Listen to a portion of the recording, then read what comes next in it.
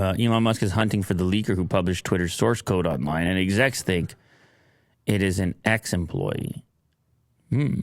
But leaked the source code. He doesn't like the source code. I thought he was Mr. Open, transparent. Maybe not the way it was. Maybe not the current state of the source code.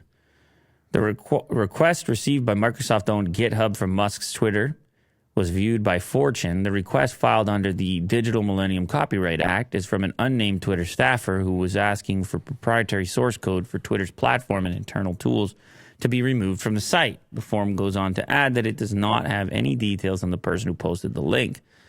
So they've also gone ahead here and put a tweet from Elon in this article where it states, "My commitment to free speech extends even to not banning the account following my plane, even though that is a direct personal safety risk." I remember this tweet. That was around the time that the flights were being tracked. Elon jet. And I don't know if there is a path towards complete transparency or opening up source code. I'm not certain, but I'm guessing that at this point in time, that's not where they're at, and that's why they're trying to police it.